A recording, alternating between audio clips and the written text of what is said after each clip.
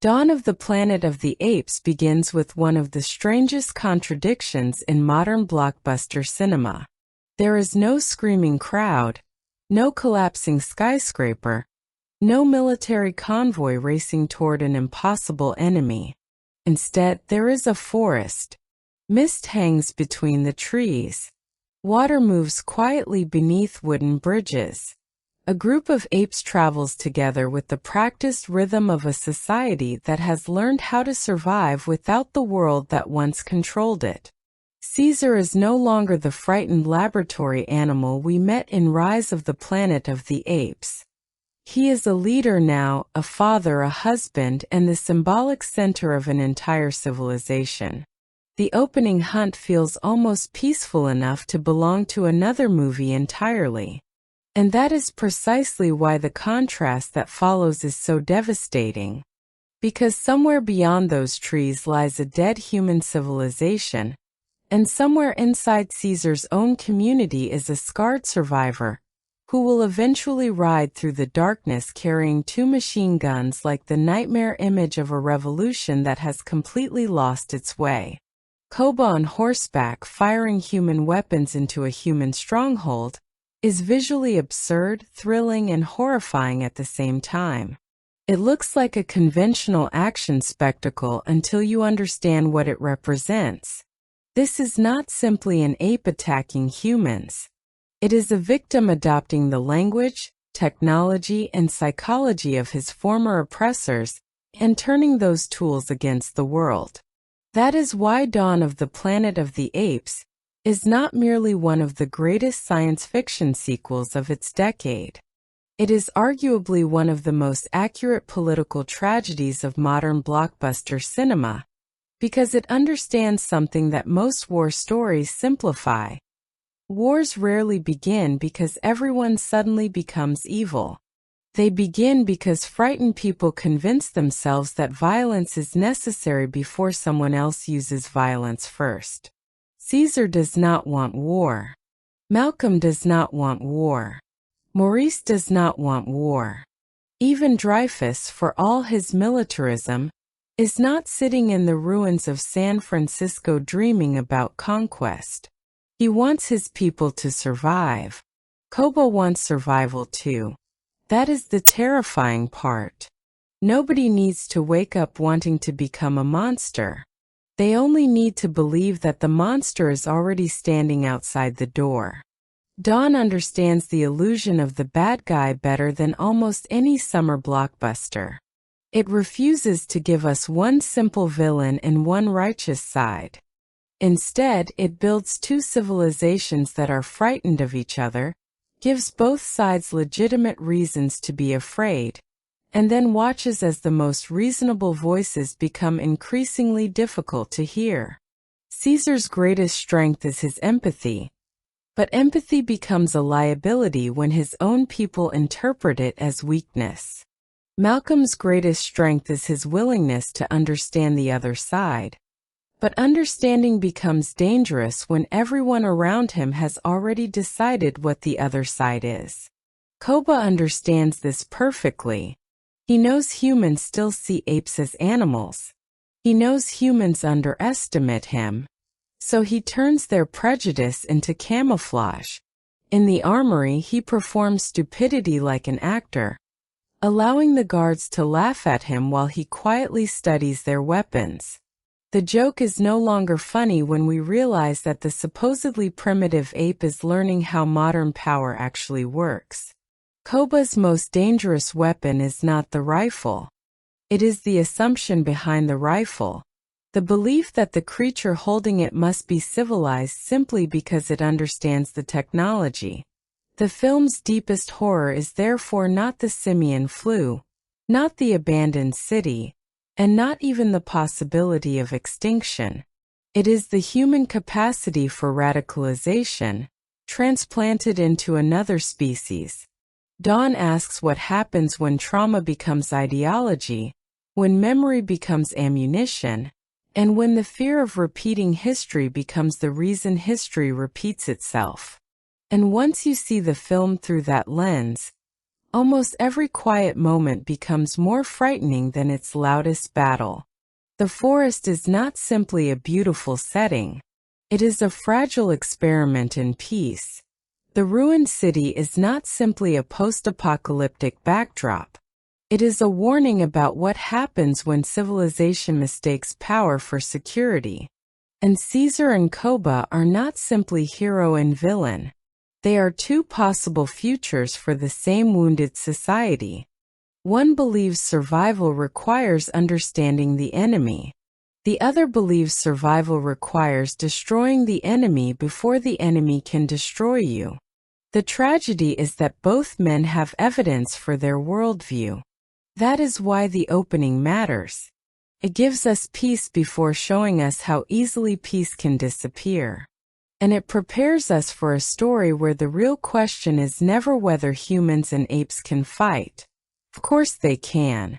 The real question is whether either side can remain civilized while believing the other side cannot. To understand why Dawn reaches that level of tragedy, we have to look beyond the plot and examine the machine that created it. This film is the result of several different cinematic revolutions colliding at exactly the right moment. It is a sequel built from the technological lessons of Rise, a character drama disguised as a science fiction epic, a political allegory hidden inside a studio franchise, and a performance capture showcase that forced audiences to reconsider what acting could look like when the actor's physical body is transformed completely on screen.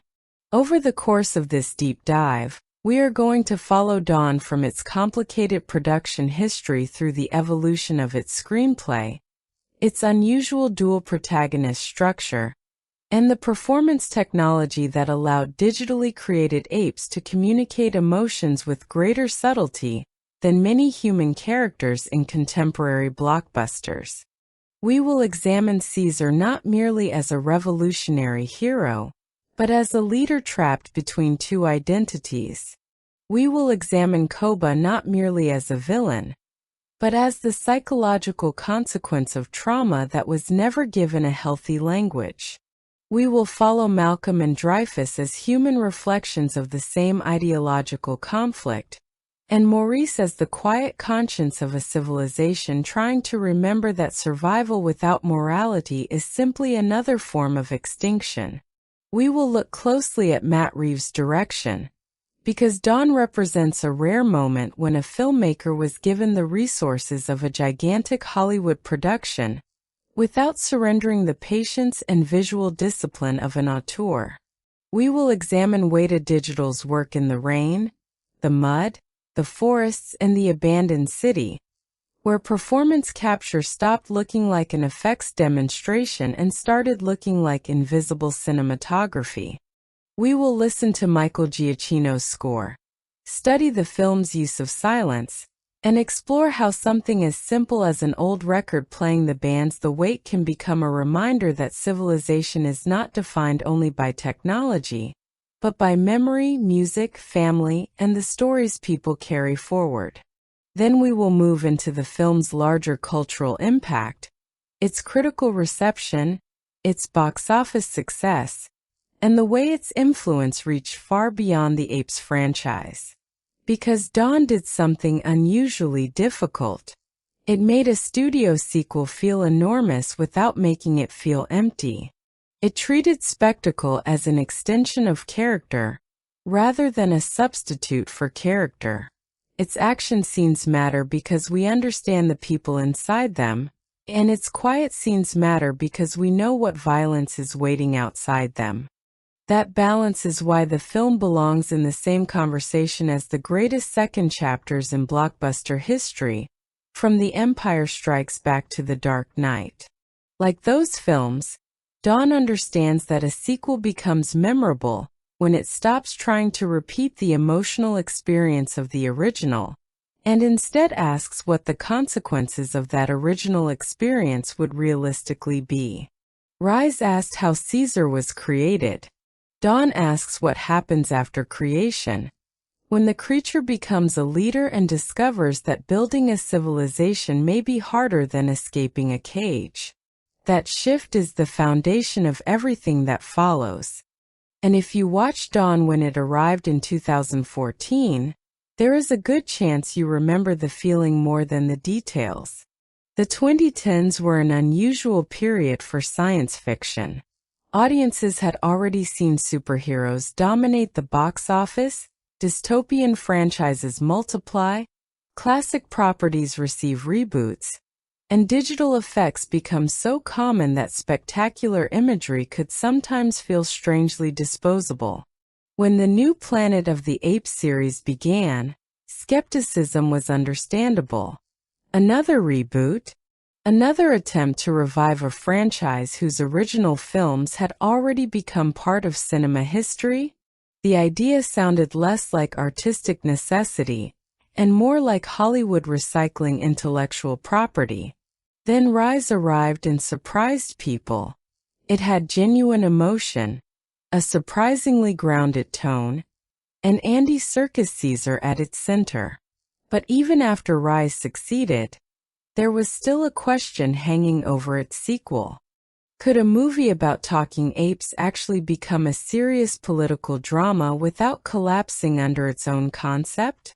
Dawn answered that question by doing something almost nobody expected. It slowed down. It trusted silence. It trusted faces. It trusted audiences to understand sign language, glances, hesitation, posture, and tiny changes in expression. And more importantly, it trusted audiences to sit with an uncomfortable idea. The difference between civilized society and barbarism may be much thinner than we want to believe. That idea feels even more relevant now because the world around the film has changed. We have spent years watching political polarization, online echo chambers, cultural tribalism, and fear-based narratives transform strangers into enemies. The technology is different, the institutions are different, and the historical circumstances are different, but the emotional mechanism remains recognizable. Someone tells a frightened group that the people outside are dangerous. Evidence becomes less important than memory. A single violent incident becomes proof of everything everyone already believed. Moderates are accused of betrayal. Compassion becomes suspicious. And eventually, the people who once wanted peace begin arguing that peace itself is naive. That is the world Dawn understands. The film does not predict one specific political event, and it should not be reduced to a simplistic allegory for one country or one conflict. Its power comes from being broader. It understands the architecture of fear. Rewatching it years later, especially after seeing how Caesar's story develops across the trilogy, also changes the meaning of the opening forest. The young apes playing together are not simply enjoying freedom. They are enjoying a freedom they do not fully understand. Caesar remembers what came before. Koba remembers even more. Blue Eyes is growing up inside a civilization that knows almost nothing about the humans who built the world around them, yet is still haunted by their presence. Maurice carries history in a way the younger apes cannot. Every character is therefore living in a different relationship with the past. And that is why the film becomes richer with age. On the first viewing, we tend to ask what happens next. On the second, we ask why everyone behaves the way they do. On the third, we begin noticing that the film has been telling us the ending from the beginning. The tragedy was never simply that Koba would betray Caesar. The tragedy was that the conditions for betrayal were already present. Peace had survived for 10 years, but it had not erased trauma. It had only given trauma enough time to become quiet. And quiet trauma can be the most dangerous kind, because everyone else begins believing the wound has healed. The story of Dawn begins with a world that has already survived its apocalypse. 10 years have passed since the simian flu devastated humanity, and the surviving apes have transformed the forests north of San Francisco, into something that resembles the beginning of a new civilization. There are families, traditions, rules, rituals, leaders, hunters, children, homes, and a language that exists primarily through hands and bodies rather than spoken English. The first major sequence is extraordinary because the movie does not need to explain this society to us through exposition. Simply lets us watch it function. Caesar leads a hunting party through the forest, moving with the confidence of someone who has spent years learning how to protect both his people and the fragile peace surrounding them. The hunt is not presented as mindless violence. There are rules. There is ceremony. There is responsibility. When the apes encounter danger, their reactions reveal a hierarchy that has already developed organically. Caesar is the leader, but he is not alone. Maurice remains his closest intellectual and moral companion. Rocket represents strength and loyalty. Cornelia represents family and emotional stability. Blue Eyes represents the next generation. A young ape who has grown up knowing Caesar not as a revolutionary, but simply as his father and leader. And Koba stands apart from them, carrying the physical evidence of a life that existed before this peaceful society. His body is a map of human cruelty. The scars across his face and body are not merely makeup details. They are history made visible. Before the film's human characters even appear, Dawn has already established the central contradiction of this civilization. The apes have built something new, but they are still living in the shadow of something old.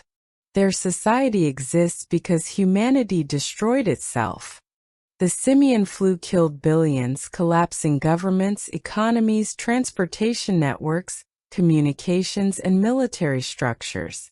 The same biological event that nearly ended humanity created the conditions in which Caesar and his followers could rise. Nature did not choose a moral side. It simply changed the balance of power. And now, a decade later, the surviving humans are beginning to emerge from hiding. That is where the film's peaceful opening becomes a ticking clock. Caesar's apes believe they have finally found a home. The humans believe they have inherited a graveyard that must somehow be rebuilt.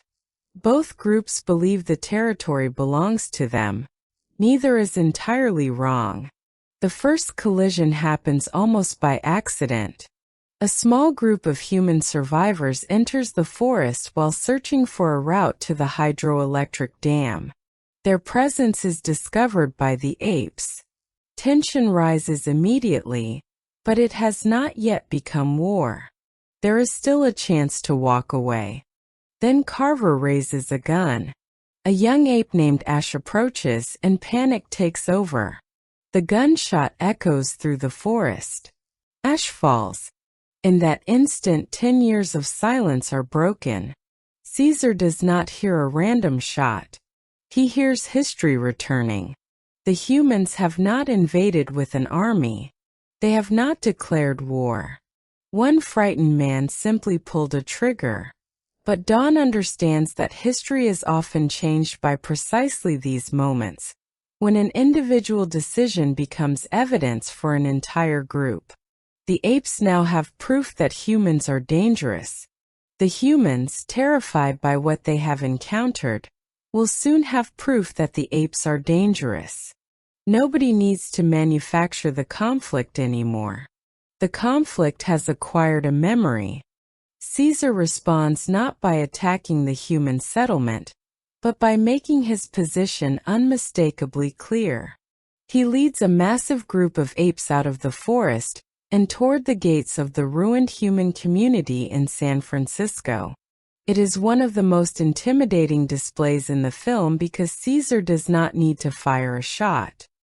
He simply arrives with an army large enough to make violence unnecessary. The apes stand above the humans, surrounding the entrance, and Caesar delivers a warning. Stay away. Do not come back. It is a scene built around power without immediate violence, and that distinction matters. Caesar understands that fear can prevent conflict if both sides understand the consequences. But on the human side, the situation is equally desperate. Dreyfus is leading survivors who are trying to rebuild some form of civilization among the ruins. Electricity is failing. Supplies are limited. People are grieving. The hydroelectric dam could restore power, and the dam happens to be inside the Apes' territory. For Dreyfus, this is not an abstract political dispute. It is infrastructure. It is medicine, communication, warmth, and the possibility of rebuilding.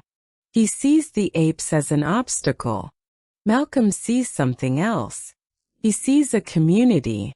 Malcolm understands that if the humans enter the forest with weapons, they may trigger a war they cannot win. So he asks for 3 days. 3 days to communicate. 3 days to repair the dam. 3 days to prove that cooperation is possible. This becomes the central diplomatic experiment of the movie. Caesar is reluctant, but Malcolm earns a chance by demonstrating respect rather than dominance. The ticking clock is important because Dawn repeatedly places its characters inside narrow windows of opportunity. Peace is never treated as a permanent state. It is a temporary arrangement that must be actively maintained.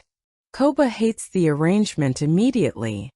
To him, humans are not an abstract population with whom negotiation might be useful. Humans are the people who tortured him. They are the reason his body carries scars. They are the species that once treated him as a laboratory object. Caesar's willingness to work with Malcolm therefore feels, to Koba, like a betrayal of everything they survived. Koba is not simply disagreeing with a political strategy. He is arguing from memory. His logic is brutally simple. Humans hurt us before, so why would we trust them now? Caesar answers with a different memory. He remembers Will Rodman. He remembers compassion. He remembers that not every human treated him as an animal. These two memories are constantly fighting inside ape society. Koba remembers the laboratory. Caesar remembers the home. Malcolm is trying to create a third memory. A moment when humans and apes chose cooperation instead of revenge. The problem is that peaceful moments rarely generate the same emotional energy as violent ones. A gunshot can convince an entire population in seconds. Trust requires repetition. It requires patience. It requires people to believe that what happened yesterday does not have to determine what happens tomorrow. That is a difficult argument to make when everyone is afraid. The dam sequence becomes the film's quietest experiment in whether that argument can work. Malcolm and his small team enter ape territory, not as conquerors but as workers. They need to restore the hydroelectric system, and the apes watch them carefully. Every interaction carries the possibility of misunderstanding. Yet slowly, almost imperceptibly, the boundaries begin to soften. Ellie approaches Cornelia with medical knowledge rather than fear. Alexander discovers that Maurice loves books, and their relationship grows from something almost impossibly simple: curiosity. Malcolm and Caesar begin recognizing that they are both fathers trying to protect their families in a world where the old rules have disappeared. There is no grand speech that suddenly solves everything. The trust is built through small gestures. A hand extended, a wound treated, a child protected, a shared smile, a moment when someone chooses not to reach for a weapon.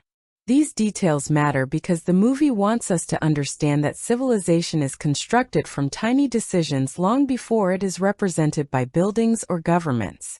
Meanwhile, Carver is carrying the opposite philosophy into the forest. He keeps a gun hidden, violating the spirit of the agreement and confirming the fears of the apes. Koba discovers it. Suddenly, every peaceful moment becomes suspicious. Koba now has physical evidence that his worldview was correct.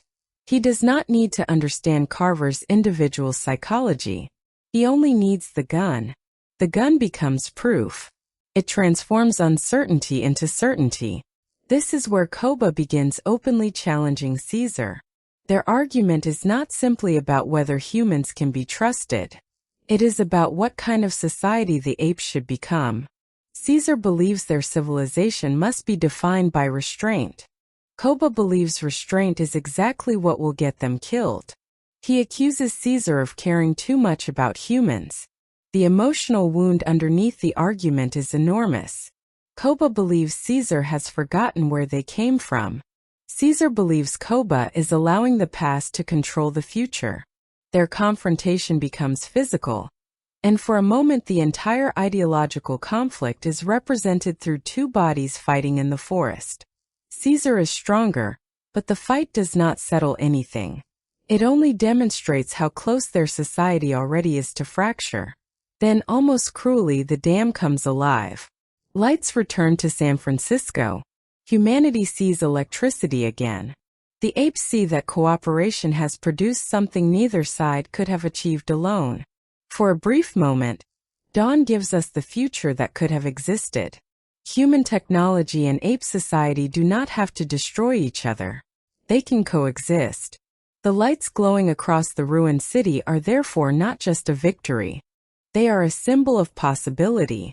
And because this is dawn of the planet of the apes, that possibility arrives at precisely the moment when it is most vulnerable. Koba sees the celebration. He sees Caesar's trust. He sees the humans laughing. And instead of interpreting that moment as evidence that peace works, he interprets it as the perfect opportunity to prove that peace is a lie. Koba's betrayal is one of the film's most disturbing developments because it is not impulsive. It is calculated. He takes a human rifle. He approaches Caesar. And he shoots him. The act itself is horrifying, but what makes it politically devastating is what Koba does afterward. He understands that killing Caesar is not enough. He needs a story. He needs the apes to believe that humans did it. So he burns the village and presents Caesar's apparent death as evidence of human aggression. The false flag logic is chilling because it shows that Koba has moved beyond revenge into political manipulation. He no longer wants merely to punish humans. He wants to control how his own people understand reality. The ape community is traumatized, confused, and furious. Caesar's body is gone. Their home is burning. The humans are nearby. Koba offers them an explanation that fits everything they already fear. The humans attacked. The humans killed Caesar. The humans must be destroyed. In moments of crisis, the simplest explanation often becomes the most powerful, especially when it confirms existing beliefs. Koba knows this instinctively. He turns grief into anger, anger into certainty, and certainty into obedience. The tragedy deepens because Blue Eyes believes him. Caesar's son has grown up hearing that humans are dangerous, but he has also grown up watching his father choose diplomacy. Now Caesar appears dead, and Koba presents himself as the leader willing to do what Caesar was unwilling to do.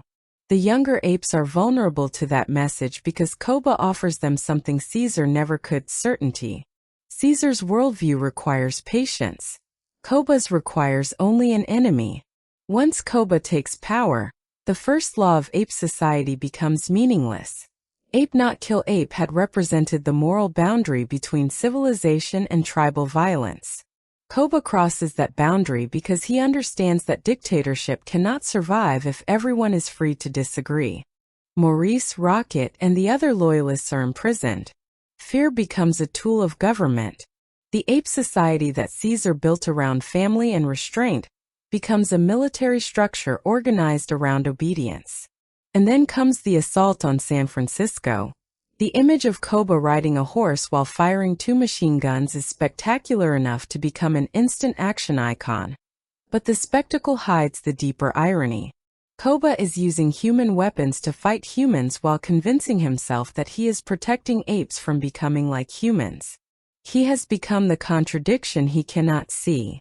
The tanks, rifles, explosions, and fire transform the ruined city into a battlefield where both civilizations begin acting according to the same logic. Dreyfus responds with military force. Koba responds with more violence. Caesar's moderates are trapped. Malcolm's diplomacy collapses. The people who wanted peace are pushed aside by the people who believe peace has already failed. Dawn does not suggest that violence happens because diplomacy is foolish. It suggests something much darker. Diplomacy can fail when violent actors understand that one shocking act can destroy months of trust. The dam took time to repair. Koba needs only one bullet to destroy what it represented. Yet Caesar is not dead. Malcolm discovers him, badly wounded but alive, and carries him back toward the only place that can reconnect him with the person he used to be. Will Rodman's old house becomes one of the most emotionally important locations in the entire trilogy. It is where Caesar's consciousness was nurtured. It is where he experienced kindness before he understood the cruelty of the world. Returning there forces Caesar to confront his past. The house is not a magical healing chamber. It is a reminder. It reminds him that his identity has never been simple. He is not purely ape and not purely human. He is the product of both worlds. Malcolm's care reinforces that truth. While Caesar recovers, Blue Eyes begins to understand what actually happened. The story Koba told him does not hold together. The human attack does not explain everything. Caesar is alive. The truth begins resurfacing and Blue Eyes has to make the choice that Caesar himself once made. Believe what is easy to believe, or confront the possibility that his own assumptions were wrong. He chooses his father. Blue Eyes helps free Maurice and the imprisoned loyalists, and the ape resistance begins. Caesar returns to the forest and confronts Koba. Their final battle takes place high above the city on a tower structure, and the verticality of the sequence makes the symbolism almost impossible to miss.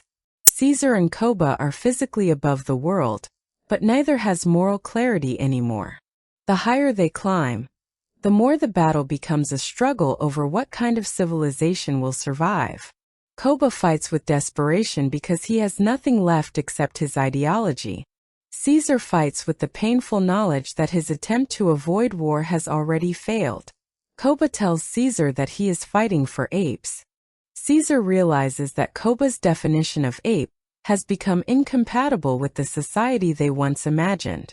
The final confrontation ends not with a triumphant hero speech but with Caesar allowing Koba to fall. "You are no ape."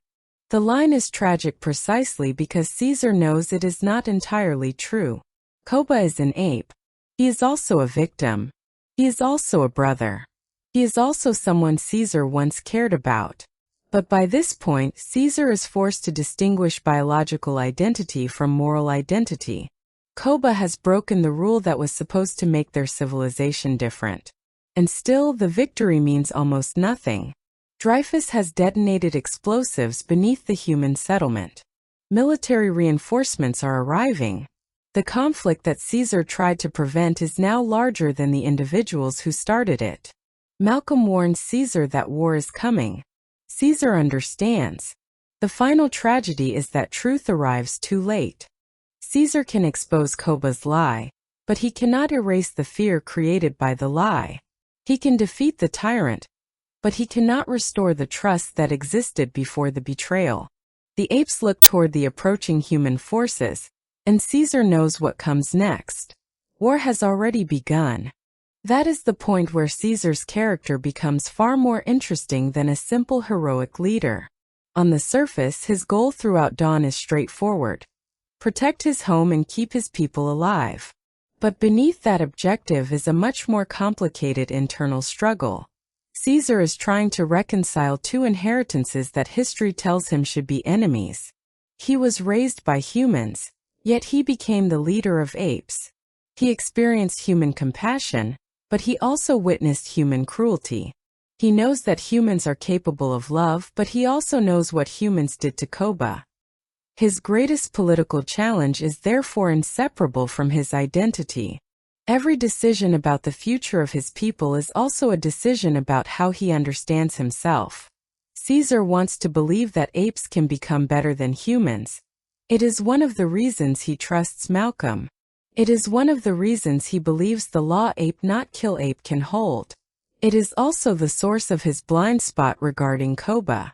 Caesar assumes that because the apes have escaped human oppression, they have escaped the psychology that oppression created. But trauma does not disappear simply because the environment changes. Koba carries the laboratory inside him. Caesar carries Will Rodman's home inside him. Both men are shaped by their past, but they interpret that past differently. Caesar sees the possibility of transformation. Koba sees proof that enemies never change. Caesar's mistake is not kindness. His mistake is believing that his authority alone can resolve the contradictions inside his society. He assumes that because he can imagine coexistence, everyone else can be persuaded to imagine it too. But leadership is not simply the ability to make the right choice.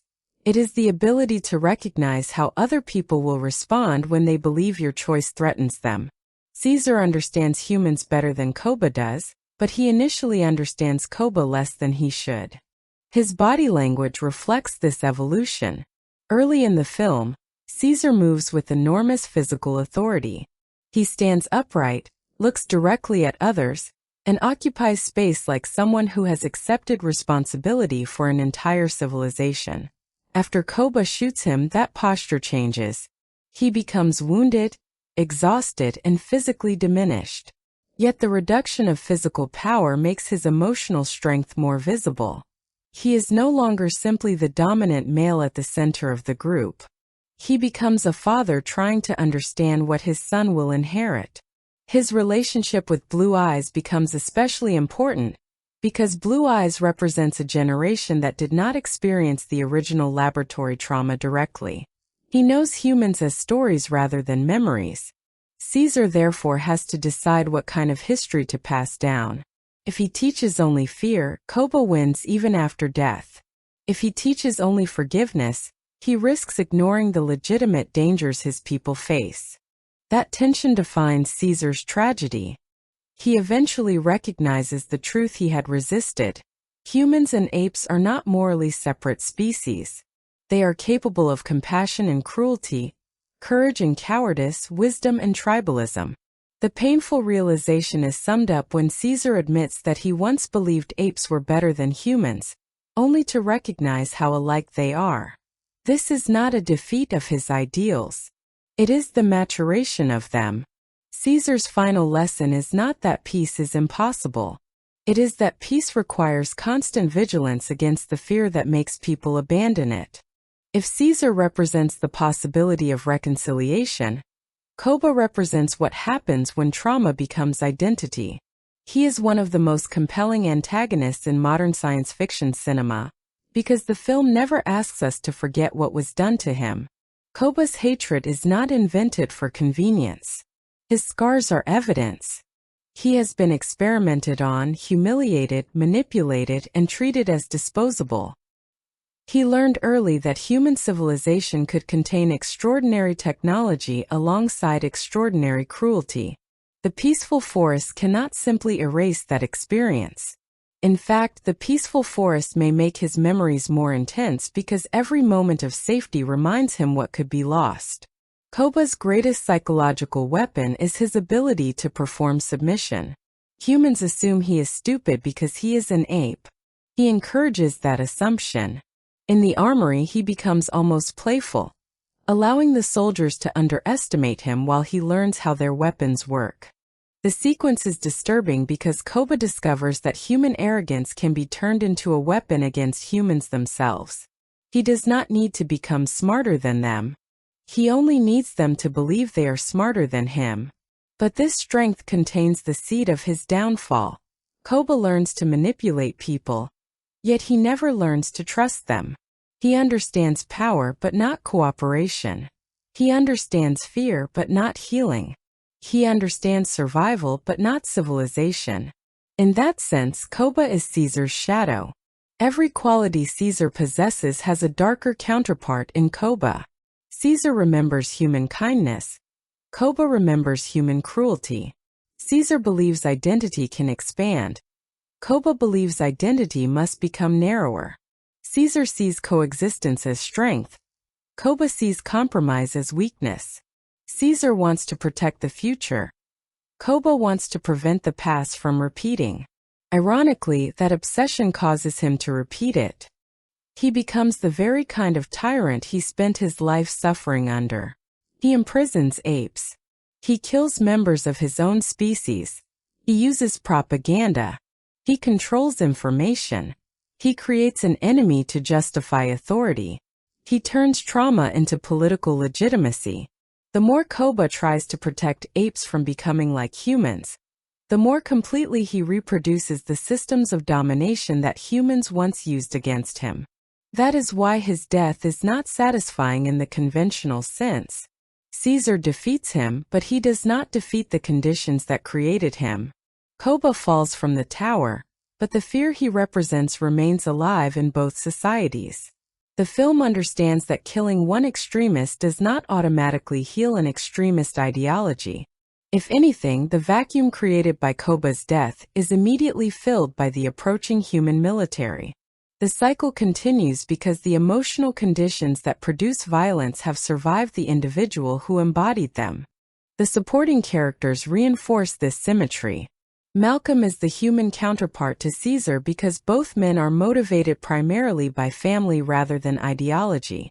Malcolm wants to protect Alexander and Ellie. Caesar wants to protect Blue Eyes and Cornelia. Both understand that leadership means making decisions that affect people who did not choose the conflict. Both also understand that empathy can look like weakness to people who are frightened. Malcolm's problem is that Dreyfus does not have the luxury of believing every human can afford diplomacy. Dreyfus has watched his people die. His militarism is born from grief, just as Koba's is. The difference between them is not the existence of trauma, but the way trauma is processed. Dreyfus believes weapons can create security. Koba believes weapons can create freedom. Both are wrong because weapons can only create temporary control. They cannot create trust. Maurice stands almost completely outside this contest. He is the intellectual and moral archive of ape civilization. He remembers the past, understands Caesar's intentions, and recognizes Koba's danger. His presence gives the ape society continuity. He is not the strongest ape nor the loudest, but his importance is enormous because civilizations require people who remember why their rules exist. The law ape not kill ape means little if nobody remembers the suffering that made the law necessary. Maurice remembers.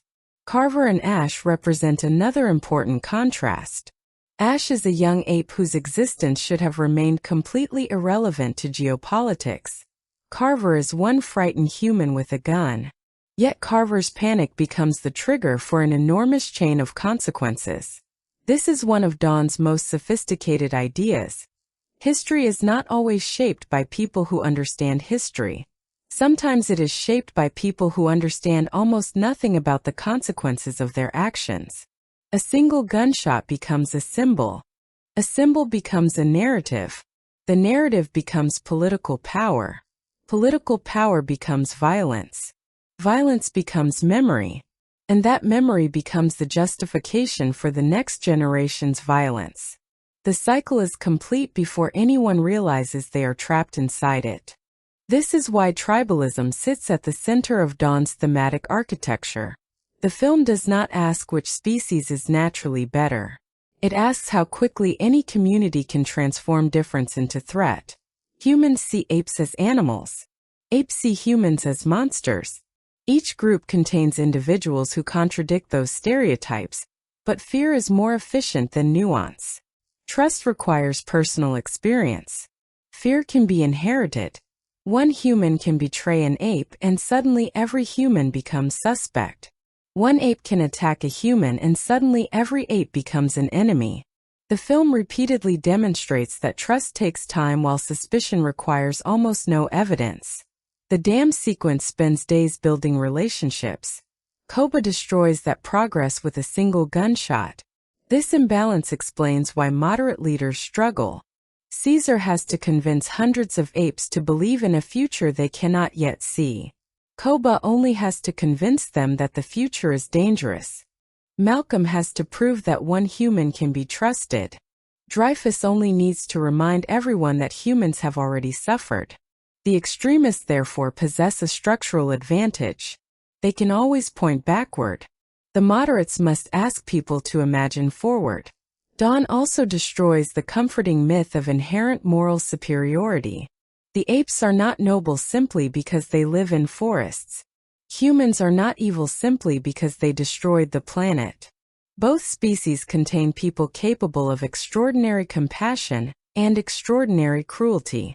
The difference is not species. It is choice. Power and fear corrupt whoever possesses them. Caesar can become authoritarian if he stops listening. Dreyfus can become militaristic because he believes security is necessary. Koba becomes a dictator because he believes freedom is dangerous. The film's moral equivalence is therefore not a lazy statement that everyone is equally bad. It is a warning that nobody is automatically protected from becoming what they hate. Empathy is especially vulnerable during crisis because people begin interpreting empathy as betrayal. Willingness to negotiate with humans is treated as evidence that he is not loyal enough to apes. Malcolm's desire for peace is treated as naivety. In both cases, compassion becomes suspicious precisely when it is most needed. That is the tragedy. The characters who could prevent the war are not powerless because they lack intelligence. They are powerless because fear has made their intelligence politically inconvenient. The visual language of the film reinforces these ideas long before anyone explains them. Muir Woods is presented as a world of earthy greens, natural light, mist, fire, wood, and organic textures. The ape civilization feels connected to the environment. Their homes are built from the forest rather than imposed upon it. Human San Francisco, by contrast, is dominated by concrete, broken glass, steel, gray skies, and the remnants of technological ambition. The city is not simply dead. Feels exhausted. Its architecture has become a monument to a civilization that believed it could control everything. The contrast does not mean the apes are innocent and humans are corrupt. Instead, it visualizes two different relationships with power. The apes live among nature because they have no choice. The humans live among the ruins of a world they once believed they controlled. Fire becomes another important motif. In peaceful ape society, fire represents warmth, family, and community. After Koba's betrayal, fire becomes destruction. The same element can create or destroy depending on who controls it. War paint works similarly. The red markings on the apes initially establish identity and collective belonging. But once the apes become an army, the markings acquire a darker meaning. Identity has become militarization. The visual language tells us that the community has changed before the characters fully understand it. The dam is perhaps the film's most obvious symbol, because it literally connects worlds. It is human technology located inside ape territory, a bridge between two civilizations, and a source of power that both sides need. When the dam works, cooperation produces light. When trust collapses, the same infrastructure becomes part of the conflict. It is a perfect representation of the film's worldview. Technology is not inherently good or evil. Its meaning depends on the relationships surrounding it. The tower in the final confrontation continues the visual pattern. Height traditionally represents authority, transcendence, or moral superiority. But Koba and Caesar are both physically elevated, while fighting over a civilization that has lost its moral center. The higher they climb, the more unstable everything becomes. The final fall is therefore more than the death of a villain. It is the collapse of an ideology that believed domination could solve fear. Underneath all of this is a political story about how violence becomes self-justifying. Koba's attack resembles the logic of historical coups and false flag operations because the essential mechanism is the same. Create or exploit a shocking event, attribute it to an enemy, use public fear to consolidate authority, and then present the resulting violence as necessary defense. Dawn does not need to identify a single historical conflict, because this pattern has appeared in many different places and eras. The film's insight is psychological rather than partisan. People rarely support authoritarian measures because they wake up wanting tyranny. They support them because someone convinces them that ordinary rules are no longer sufficient for an extraordinary threat. Koba tells the apes that Caesar's peaceful policies have made them vulnerable. Dreyfus tells humans that the apes cannot be trusted. Both narratives create an arms race. Each side's preparations become proof that the other side was preparing to attack. The weapons themselves accelerate the process. Guns do not simply make killing easier. They change how characters think. A spear requires physical proximity. A rifle creates distance. A machine gun creates overwhelming force. Once Koba has access to human firearms, his imagination of what is possible changes. Power becomes measurable in ammunition and firepower. This is why the armory sequence matters so much. Koba is not merely stealing weapons. He is learning a new political language. He discovers that technology can transform fear into control. The film also quietly dismantles the idea of the noble savage. The apes begin in a seemingly natural environment, but their civilization is not morally pure. They possess laws because they are capable of breaking them. They need leadership because they are capable of disagreement. They need memory because they are capable of repeating mistakes. Their humanity, paradoxically, is what makes them vulnerable to the same corruption that destroyed humanity. Yet Will Rodman's presence continues to complicate this argument. Will is physically absent, but emotionally he remains part of Caesar's identity. His home represents evidence that a human once loved an ape as a son. That memory prevents Caesar from accepting Koba's worldview completely. Will becomes the ghost of compassion inside a world increasingly organized around hatred. Caesar's ability to remember one good human does not erase the bad humans. It simply proves that history cannot be reduced to one category. And perhaps that is the film's most important philosophical argument. The past should inform the future, but it should not be allowed to dictate it. None of these ideas would work if the apes looked artificial. That is where Weta Digital's achievement becomes essential. Dawn represents a major leap in performance capture, because the filmmakers refused to confine the digital characters to controlled environments. Instead, the performers had to work in real outdoor locations, often under wet and difficult conditions. Moisture, mud, changing light, physical terrain, and environmental interaction created problems that traditional soundstage capture could avoid. The technology had to become more flexible, because the actors were no longer standing inside a clean studio pretending to be in a forest. They were actually moving through forests. Andy Serkis, Toby Kebbell, and the rest of the performance capture cast had to embody apes while dealing with real physical spaces, and the digital characters then had to exist convincingly inside the same natural lighting as the live-action environments. Fur is especially difficult because it is not a solid surface. It responds to wind, rain, movement, light, and moisture. Millions of strands can react differently depending on how the character moves. If the fur is too clean, the ape looks artificial. If it responds incorrectly to light, the audience notices immediately.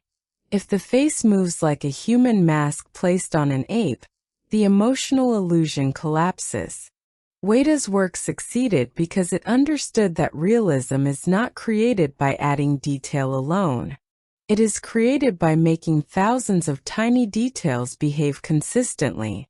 The skin beneath the fur, the movement of muscles, the subtle compression around the eyes, the changing shape of the mouth, and the physical weight of the body all contribute to the illusion.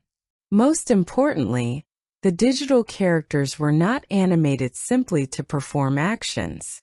They were built to perform emotions. Serkis Caesar can look at blue eyes with pride, disappointment, anger, and fear without saying anything. Koba can smile in a way that is simultaneously playful and threatening. Maurice can communicate patience through posture. These details create the strange sensation that the audience is watching actual actors, rather than computer-generated creations. Compared with the visual effects of earlier films such as Avatar and Rise, Dawn demonstrates how rapidly the technology had evolved. Avatar had already proven that digital characters could carry spectacle. Rise proved that a digital animal could carry a dramatic performance. Dawn pushed the concept further by placing digitally created characters at the center of a complex political drama, where the audience is expected to care about their choices as much as their appearance. The technology becomes invisible precisely because it is serving performance rather than announcing itself. Matt Reeves' direction is the other half of that equation. Reeves understood that if the film treated the apes like effects, the audience would watch them as effects. So he treated them like actors. The camera often stays with characters long enough for emotions to develop rather than cutting away immediately. Tracking shots move through environments with deliberate purpose. Subjective camera positions allow us to experience the scale of the apes without turning them into monsters. Even the action is often grounded in character perspective. The famous tank sequence during Koba's assault is not simply a showcase for destruction. Its rotating perspective creates a sense of chaos because the audience cannot settle into one stable viewpoint. The camera becomes almost another participant in the battle, moving through the environment as control collapses. Reeves' approach is particularly impressive because the movie had a massive budget and enormous action requirements. It would have been easy to overwhelm the drama with spectacle. Instead, Reeves repeatedly returns to faces. He allows silence to remain in scenes that other directors might fill with dialogue. He understands that a glance from Caesar can carry more information than a paragraph of exposition. This is what makes Dawn feel less like a conventional franchise product and more like a filmmaker's work. The studio resources are enormous, but the visual choices remain disciplined. Reeves builds a world that feels physically believable because he avoids making every shot look designed for a trailer. Some shots simply observe. Others wait. The result is a strange combination of scale and intimacy. We can watch an army of apes cross a landscape, and then immediately cut to one character struggling with a private emotion. The giant and the intimate coexist. That is the essence of the film's blockbuster auteurism. Reeves does not reject spectacle. He makes spectacle answer to character. Michael Giacchino's score completes the emotional architecture by refusing to treat the movie as a traditional heroic adventure. The music is often strange, uncomfortable, and mournful. Instead of relying constantly on triumphant brass, Giacchino uses percussion, unsettling harmonies, unusual piano textures, and motifs that seem to emerge from the environment itself. There is a spiritual connection to Jerry Goldsmith's original 1968 Planet of the Apes score, but the homage does not function simply as nostalgia. Goldsmith's music represented a strange alien world. Giacchino's score represents a familiar world becoming strange again. Caesar's musical identity carries dignity and grief. He is a leader who has achieved what he wanted, yet the achievement has created responsibilities he never imagined. Koba's musical presence is more aggressive and unstable, with percussion that seems to push scenes toward violence before the characters themselves are ready to admit what is happening. This becomes especially effective during moments of diplomacy. The music can create anxiety without telling us exactly why. We may be watching people negotiate peacefully, but the score reminds us that the peace is fragile. Sound design operates on the same principle. Ape Civilization has its own sonic identity, built from vocalizations, gestures, physical movement, environmental sounds, and the distinct rhythm of communication. Sign language becomes part of the soundtrack because hands moving through air create their own subtle physical language. Grunts and vocalizations are blended with speech, so that the apes feel neither fully human nor purely animal. Silence becomes equally important. The forest can sound alive with wind, water, birds, and distant movement. Then a gunshot cuts through that environment with mechanical violence. The contrast is immediate. Wooden spears feel organic. Human firearms sound industrial. One belongs to a civilization growing from the forest, the other belongs to a civilization that built machines capable of destroying the forest. Then there is the band's The Wait, playing in Will's old home. The song becomes a small artifact of the human world that Caesar inherited.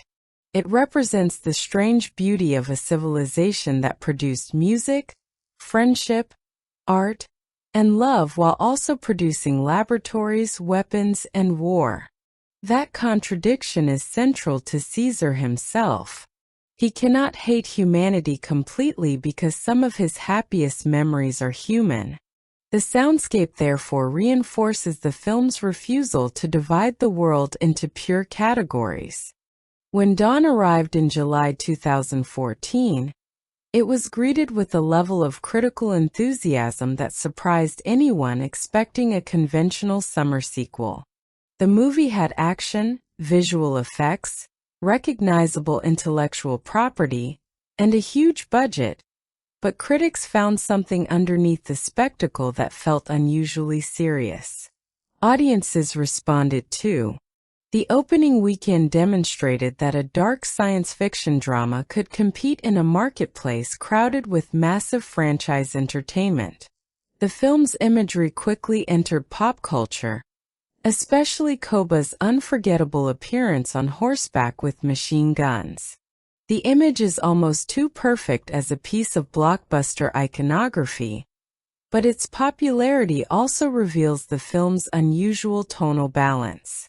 It could produce a ridiculous-looking action image without sacrificing the tragic character behind it. Online discussions also became fascinated by Koba's moral complexity. The joke that Koba did nothing wrong works because viewers know he absolutely did wrong, yet they also understand why he became convinced that he was right. That ambiguity encouraged conversations that went beyond simple hero versus villain debates. The Andy Serkis discussion became another major part of the film's cultural footprint. Could a performance delivered through motion capture be judged in the same category as conventional live-action acting? The question mattered because Serkis' performance was not merely a technical demonstration. The emotions came from the actor. The technology transformed the appearance, but the performance still required intention, timing, physicality, and emotional precision.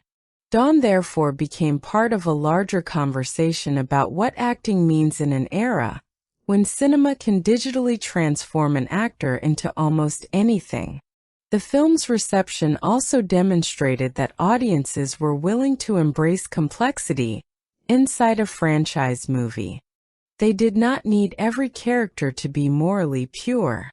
In fact, the uncertainty became part of the appeal. People cared about who would survive because they understood what survival meant to the characters. The emotional stakes were real because the movie had spent so much time establishing relationships before destroying them. The long-term influence of Dawn is even more interesting. The film helped establish a new expectation for digitally created characters in dramatic cinema. After Dawn, it became increasingly difficult to argue that visual effects characters could not carry serious emotional narratives. The Apes trilogy had moved from reboot curiosity to prestige filmmaking. Rise had surprised audiences. Dawn elevated the concept. War would complete it.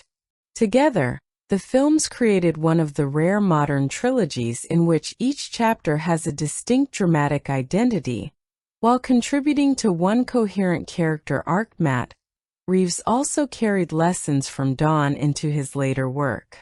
The grounded darkness, emphasis on damaged protagonists, patient pacing, and fascination with institutional failure all became relevant to his approach to the Batman. The connection is not that the Batman is secretly an Apes film.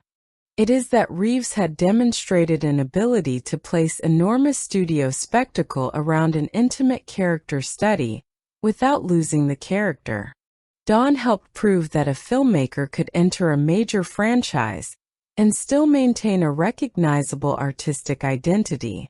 That lesson mattered to Hollywood because it challenged the assumption that mature blockbusters were commercially dangerous. A film did not have to be relentlessly cheerful or simplified to reach a mass audience. It could be dark, patient, tragic, and still make hundreds of millions of dollars. Young viewers continue to rediscover Dawn because the emotional conflicts do not belong to one generation. Every new audience recognizes some version of the fear between groups, the temptation to simplify enemies, and the frustration of watching reasonable people lose influence during a crisis. The technology may improve, but the story remains recognizable. That is one of the strongest signs of a modern classic.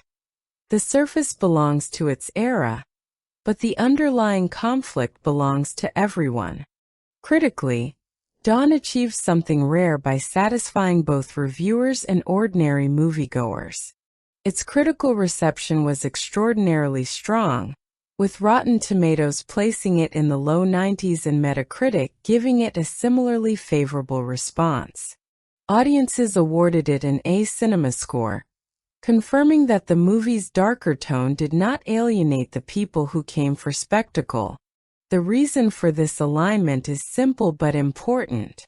Critics could appreciate the political and psychological subtext, while audiences could enjoy the action without needing to analyze every metaphor. The film works at multiple levels. If you watch it as a summer blockbuster, the battles are impressive. If you watch it as a family tragedy, Caesar and Blue Eyes provide the emotional center. If you watch it as political allegory, Koba and Dreyfus become reflections of fear-driven leadership. If you watch it as a visual effects milestone, the Apes become extraordinary evidence of technological progress. None of these interpretations cancels the others. The movie's biggest strength is that it does not require the audience to choose between art and entertainment. It creates tension because no major character feels completely safe. Even Caesar's survival is uncertain. Malcolm can fail. Cornelia can die. Blue Eyes can be manipulated. Koba can take control. Dreyfus can destroy everything while believing he is protecting his people. The film keeps danger emotionally meaningful because consequences are not random. Characters make choices, and those choices create consequences. Still, the movie has legitimate weaknesses. The most common criticism concerns the human characters. Malcolm is sympathetic and well played, but his personal history is not developed with the same complexity as Caesar's. Dreyfus has a strong emotional motivation, yet he sometimes functions more as an embodiment of human militarism than as a fully unpredictable individual. Malcolm's family, while important, can occasionally feel secondary to the ape narrative. This criticism is fair. The film clearly gives the apes more psychological texture, but that imbalance may also be deliberate. Dawn is primarily Caesar's story, and the human civilization is partly being viewed through the eyes of a species that is only beginning to understand it. The pacing can also challenge viewers who expect constant action. The middle section spends considerable time on diplomacy, relationship building, and quiet observation. Some action-focused audiences may find this slow, but removing that patience would destroy the climax. The final battles matter because the movie first made us believe peace was possible. Without the dam sequence, Koba's betrayal would simply be a plot twist. With it, the betrayal becomes the destruction of a genuine possibility. The film's bleak worldview can also be questioned. Is Dawn saying that conflict is inevitable? Not exactly. The movie repeatedly shows that cooperation works. The problem is that cooperation is fragile. Its ending is not a declaration that peace is impossible. It is a warning that peace cannot survive if people allow fear to monopolize the political conversation. Even the dam's restoration contains a practical convenience that can be questioned, but these small logistical imperfections are overwhelmed by the emotional coherence of the larger narrative. Commercially, Dawn was an enormous success.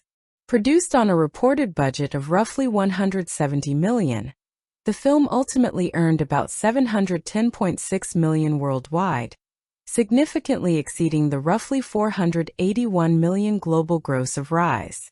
The international market was especially important, demonstrating the growing financial power of global audiences for major franchise cinema. Domestically, the movie performed strongly, but its international reach transformed it from a successful sequel into a global blockbuster. The business lesson was significant. Studios did not have to make a lightweight sequel to maximize profits. A serious, visually ambitious, emotionally dark franchise film could succeed if the audience believed in the filmmaking. Word of mouth helped because the film had something to recommend beyond its brand. People were not merely telling friends to see the new Apes movie. They were telling them that the new Apes movie was surprisingly good. That distinction matters. Brand recognition gets people into theaters. Reputation can keep a film alive. Dawn's profitability also strengthened the case for continuing the franchise with Matt Reeves in a position of greater creative control. The success gave the studio confidence that the trilogy could continue on its own terms, rather than being reshaped into a generic action formula. War for the Planet of the Apes became possible because Dawn demonstrated that audiences would follow Caesar into darker territory. The franchise became one of the studio's prestige science fiction properties, a rare case where intellectual property was not merely protected but reinvented. This approach also reflected a broader industry shift toward filmmakers with distinctive voices. Studios increasingly understood that legacy properties could benefit from directors who treated them as dramatic worlds rather than content packages. Performance capture became another permanent part of the conversation. After Dawn, the idea that digitally transformed characters belonged only in fantasy or children's entertainment became harder to defend. The technology had become part of mainstream dramatic filmmaking. Historically, Dawn belongs to a line of science fiction films that changed what audiences expected from the genre. 2001, A Space Odyssey expanded science fiction into philosophical cinema. Blade Runner transformed the genre into a meditation on identity, memory, and humanity. Aliens demonstrated that science fiction could combine action with character-driven horror. Dawn continues that tradition by combining blockbuster spectacle with questions about civilization, identity, and political violence. Its significance is not simply that the visual effects looked realistic. It is that the digital characters were emotionally equal to the live-action characters around them. Caesar did not need to become real enough merely to impress the audience. He needed to become believable enough that his decisions could hurt us. The film received an Academy Award nomination for Best Visual Effects and earned widespread recognition from critics and industry organizations. Yet its historical importance goes beyond awards. The middle chapter of a trilogy is often treated as transitional, a bridge between beginning and ending. Dawn refuses that role. It is arguably the emotional center of the entire Apes trilogy. It establishes the conflict that war will inherit, while completing Caesar's transformation from escaped laboratory animal into political leader. That is why it remains part of the conversation around elite 21st-century science fiction. It does not merely connect two movies, it stands on its own. More than a decade after its release, Dawn also passes one of the most difficult tests for modern blockbuster cinema. It still looks convincing. Many effects-heavy films from the same period can now reveal their age through artificial lighting, digital environments, or obvious compositing. Dawn often does not. One reason is the filmmaker's commitment to natural locations and naturalistic lighting. The apes exist within environments that were photographed with real atmospheric conditions, giving the digital characters the same visual logic as everything around them. Rain falls across them. Mud covers them. Fire illuminates them. Fog softens their silhouettes. Their fur responds to light rather than simply glowing with digital detail. The result is a kind of realism that does not depend on visual sharpness alone. It depends on consistency. Thematically, the film has aged even more powerfully. Its warnings about polarization, tribal identity, fear, misinformation, and radicalization feel less like period-specific ideas and more like permanent features of human society. Rewatching it also reveals details that are easy to miss. Background apes communicate silently. Characters react to conversations they are not directly part of. Caesar's posture changes depending on whether he is speaking as a father or leader. Koba's behavior in early scenes contains hints of the later betrayal. Morris's expressions often reveal his concern before anyone speaks. These details reward repeated viewing because the film was built with the assumption that the audience might look again. A movie that survives technologically is impressive. A movie that becomes more meaningful emotionally is something else. Dawn does both. At the end of all this, my verdict is straightforward. Dawn of the Planet of the Apes is a 9.5 out of 10 masterpiece and one of the strongest science fiction sequels ever made. It is not completely flawless. The human characters could have received more development, some practical details are convenient, and the bleakness may be too heavy for viewers seeking conventional blockbuster optimism. But those weaknesses are small compared with what the film achieves. Andy Serkis gives Caesar a performance built from restraint, grief, authority, and vulnerability. Toby Kebbell turns Koba into a villain whose tragedy remains visible, even when his actions become unforgivable.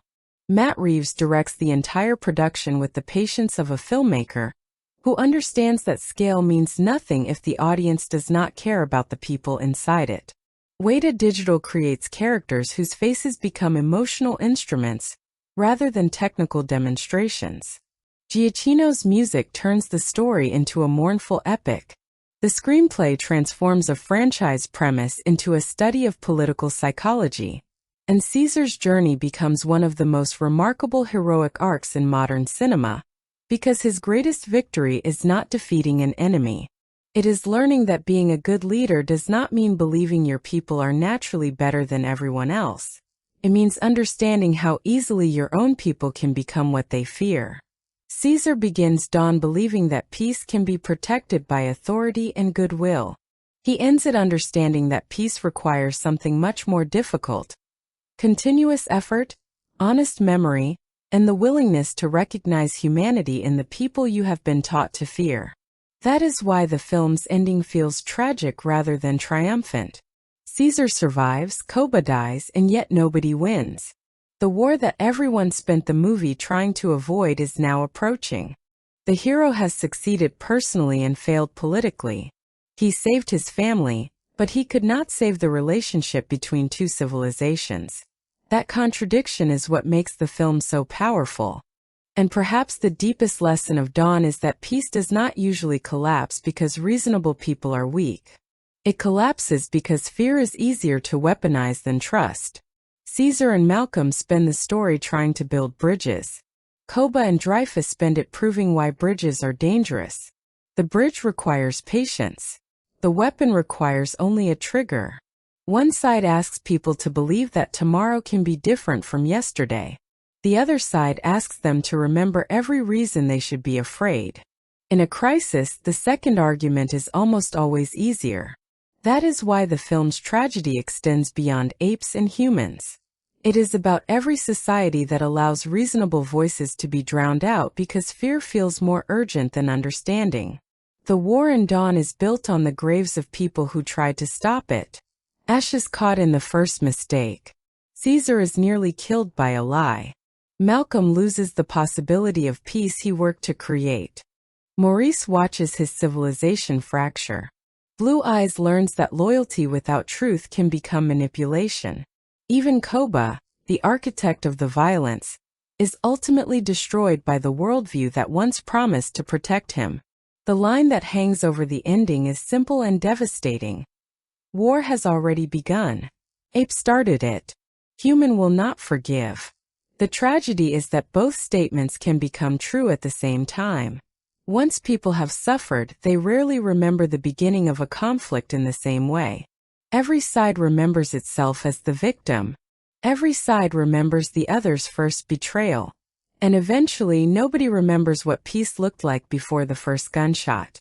Dawn asks us to resist that process in our own lives. When fear tells us to build walls, who do we become? When someone tells us that an entire group is dangerous, do we accept the story because it is emotionally convenient? When compassion is called weakness, do we abandon it? Caesar's path is not a promise that empathy will always save us. The film is too honest for that. His path is a reminder that empathy is still worth choosing, because abandoning it guarantees that fear will make the decision for us. Koba represents the seductive certainty of hatred. Caesar represents the difficult uncertainty of understanding. One path gives immediate clarity but creates endless enemies. The other demands patience but leaves open the possibility of coexistence. That is why Dawn remains important long after the effects stop being new. It is not really a movie about apes taking over the planet. It is a movie about what happens when two groups look at each other and decide that the other side is incapable of being understood. And maybe that is why, after more than a decade, the film still feels so alive. Because the most frightening creature in Dawn was never the ape, the human, the virus, or the machine gun. It was the fear inside both species telling them that they had no choice. If this film has stayed with you, tell me which moment from the Apes trilogy affected you the most, and whether you think Caesar could ever truly have prevented the war. Leave your thoughts in the comments because the most interesting part of a film like this is what happens after the credits, when the story becomes an argument between viewers. If you enjoyed this deep dive, like the video, subscribe for more cinematic analysis, and share it with someone who still believes Dawn of the Planet of the Apes is just another CGI blockbuster. Because it is much more than that. It is a tragedy about fear, a political story about power, a technological milestone in digital performance, and ultimately a reminder that civilization is not defined by the tools we possess. It is defined by what we choose not to do with them.